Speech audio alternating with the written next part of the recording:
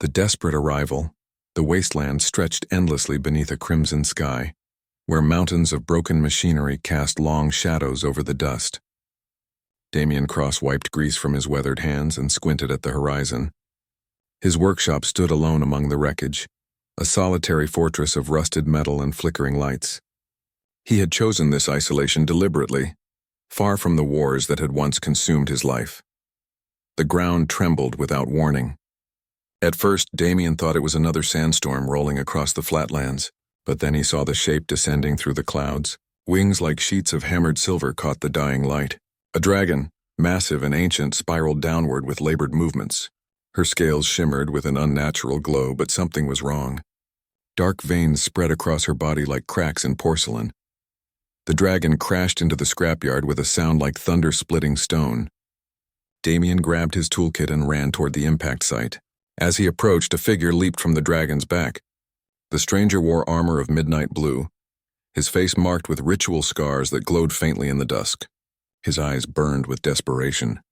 "Are you the engineer they call the Ghost of the Frontier?" the stranger demanded. Damien stopped, his jaw tight. That name belonged to a past he had tried to bury. "I fix machines now." Nothing more. The stranger stepped closer. "My name is Rowan Nightshade. This is Seraph, guardian of the Void Gates. She is dying from the crystal rot, a plague designed by those who fear her power. Every healer in 7 kingdoms has failed. You are our last hope." Damien looked past Rowan to the dragon. Seraph's breathing came in ragged gasps. Crystalline growths covered her silver scales like tumors of living glass. They pulsed with sickly light, draining her strength with each heartbeat. The sight stirred something in Damien, a memory of battles fought and lives lost. He had sworn never to return to that life. But the dragon's eye opened, vast and luminous. Her gaze found him, and suddenly her voice filled his mind. It was not speech, but pure emotion. Pain, fear, but also hope. She believed he could save her. Damien cursed under his breath. He looked at Rowan. "Bring her closer to the workshop. I need proper light and tools. But I make no promises. This is beyond anything I have done before." Rowan's expression softened with relief. "That is all we ask." Together they guided Seraph toward the workshop. The dragon moved slowly, each step a struggle. The crystal growth scraped against metal with an eerie sound. Damien studied them as they moved. They were not natural formations. Someone had engineered this plague with terrible precision. As night fell over the wasteland, Damien prepared his workspace. He laid out plasma cutters, surgical scanners, and welding tools designed for machines, not living flesh. His hands trembled slightly, not from fear, but from the weight of what lay ahead. He had repaired countless machines, but this was different. One mistake and Seraph would die. Rowan stood watch at the entrance, his hand resting on the hilt of his blade. "The ones who did this will not let her live." "They will come," Damien nodded grimly. "Then we work fast." He approached Seraph and placed his hand near a cluster of crystals. They hummed with strange energy, almost aware of his presence. The dragon's voice whispered in his mind again. "Thank you for trying." Damien steeled himself. "Let us see what can be fixed." The forbidden surgery. The workshop blazed with harsh white light as Damien positioned his scanning equipment around Seraph's massive form. The dragon lay sprawled across the reinforced floor, her breathing shallow and uneven. Each exhale sent wisps of silver mist curling into the air. Rowan paced near the entrance like a caged predator, his eyes constantly darting between his guardian and the dark horizon beyond. Damien activated the scanner and watched as holographic readouts flickered to life around him. What he saw made his blood run cold. The crystalline parasites were not merely attached to Seraph's body. They had rooted themselves deep into her nervous system, intertwining with her very life force. Each crystal acted as both leech and transmitter, feeding on her energy while broadcasting signals into the void. "These things are alive," Damien muttered, his fingers dancing across the control panel. "But they are also mechanical. Bioweapons engineered with precision I have never seen." Rowan stopped pacing and moved closer. "Can you remove them?" Damien studied the pulsing growths with narrowed eyes. "Each one is connected to her neural pathways. Cut wrong and the shock will kill her instantly. They are designed to make removal impossible." "Then what do we do?" Rowan's voice cracked with barely contained emotion. "We do the impossible." Damien selected his finest plasma scalpel and adjusted its settings to the most delicate level. "Hold her steady. Even the slightest movement could be fatal." Rowan pressed his palms against Seraph's neck. Blue energy flowed from his hands, wrapping around the dragon like gentle chains. It was bonding magic, a connection forged over centuries. Damien felt a pang of something he had not experienced in years. Loyalty, trust, the very things he had abandoned when he fled the war. He pushed the memories aside and focused on the task. The first crystal cluster sat near Seraph's shoulder joint, pulsing with malevolent rhythm. Damien brought the scalpel close, his hand perfectly steady despite the tremor in his heart. The moment the plasma touched the crystal, it shrieked, not with sound but with vibration that rattled his bones. Seraph convulsed, her massive body thrashing against Rowan's magical restraints. "Hold her!" Damien shouted, driving the scalpel deeper. The crystal split with a sound like breaking glass, spilling luminous fluid across the floor. The liquid hissed and smoked, eating through metal like acid. Damien pulled the dead parasite free with magnetic tongs and sealed it in a containment unit. Seraph's breathing steadied slightly. One down. Hundreds remained. Hours blurred into an endless cycle of cutting, extracting, and sealing. Each crystal fought back with increasing ferocity. Some released bursts of energy that scorched Damien's arms. Others triggered violent spasms that nearly crushed him beneath Seraph's thrashing limbs. Sweat poured down his face, mixing with blood from a dozen small cuts. His arms screamed with exhaustion, but he refused to stop. Between surgeries, Damien examined the extracted parasites under magnification. Their internal structure was a nightmare fusion of organic tissue and crystalline circuitry. He traced the pathways of their root systems and discovered something disturbing. The crystals were networked, communicating with each other through quantum entanglement. Every parasite he removed sent a signal through the network. "They know we are fighting back," Damien said, his voice hoarse. "Each one I remove alerts the others. And whoever created them." Rowan's face hardened. "The Obsidian Court. They rule the Shadow Kingdoms beyond the Void Gates. They created the crystal rot to destroy the Guardians who protect the boundaries between worlds. Seraph is the last of her kind. If she falls, the gates will collapse and darkness will consume everything." Damien looked at the dragon with new understanding. She was not just a creature fighting for survival. She was the final barrier between civilization and annihilation. The weight of that knowledge settled on his shoulders like iron chains. Seraph's voice filled his mind again, stronger now but edged with pain. "I have lived for 3,000 years. I have seen empires rise and crumble to dust, but never have I known one with hands like yours. You carry the gift of creation twisted by war into the art of survival." Damien flinched at her words. She saw through him with unsettling clarity. "I left that life behind. I'm just a mechanic now." Her mental touch was gentle but firm. "You cannot hide from what you are. The war may have broken you, but it also forged you into something rare. A builder who understands destruction. A healer who knows the cost of violence." "Enough philosophy," Damien growled, though his voice lacked real anger. "Save your strength for what comes next." He turned back to his work, attacking another cluster of crystals with renewed determination. But as he cut deeper, his scanner revealed something that made his heart sink. Beneath all the smaller parasites, buried deep in Seraph's chest cavity, lay the source. A massive crystal the size of his torso, fused directly to her heart. It pulsed with dark radiance. Its roots spread through every major artery and vein. "The mother crystal," Damien whispered. Rowan appeared at his shoulder, following his gaze to the holographic display. "No, tell me there is another way." "There is not." Damien's voice was flat. "This is the core of the infection, the command node controlling all the others. While it lives, the rot will keep spreading. But removing it means cutting into her heart. One slip and she dies." Rowan's hands clenched into fists. "Every healer who attempted this surgery killed their patient. The mother crystal defends itself. It has killed more guardians than the plague itself." Damien studied the readouts, his mind racing through possibilities. The crystal's roots were intertwined with Seraph's major blood vessels in a pattern that seemed designed to make removal impossible. But he had spent 20 years solving impossible problems. His mind began to see pathways others had missed. "I can do it," he said quietly. "But not like the healers tried. They approached it as a surgical problem.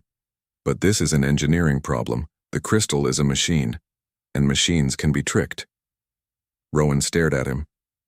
"What do you mean? Mother Crystal defends itself by triggering massive hemorrhaging when disturbed. It uses Seraph's own blood pressure against her.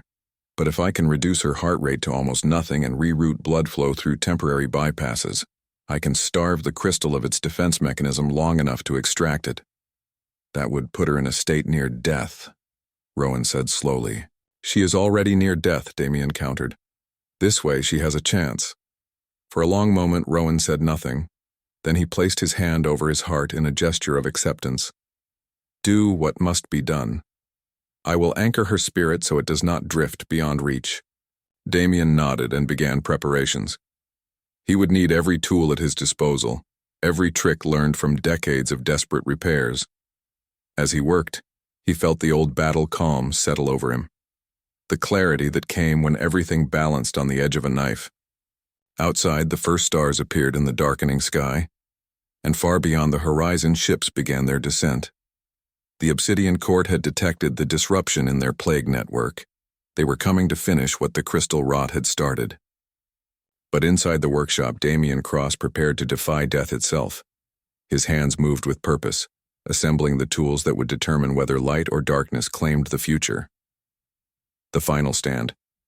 The night air carried a taste of copper and ozone as Damien made his final preparations. Seraph lay motionless, her breathing reduced to barely perceptible whispers.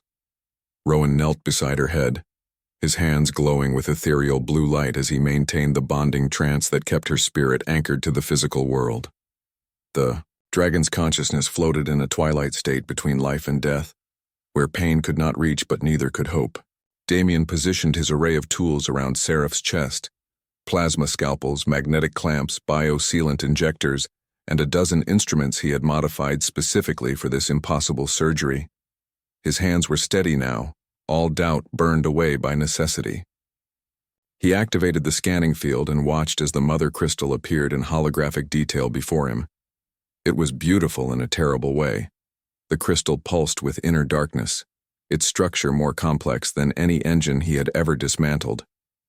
Roots of living mineral spread through Seraph's cardiovascular system like the branches of an inverted tree.